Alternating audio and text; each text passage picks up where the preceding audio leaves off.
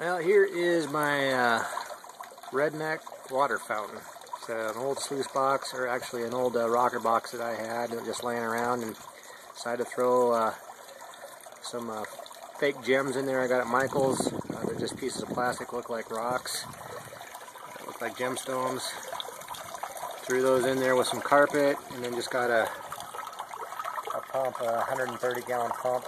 It's electric, plugs into the wall, and it just pumps the water through a tube up into the hopper there with some glass blue rocks I've thrown in there, and then it's just like a fountain.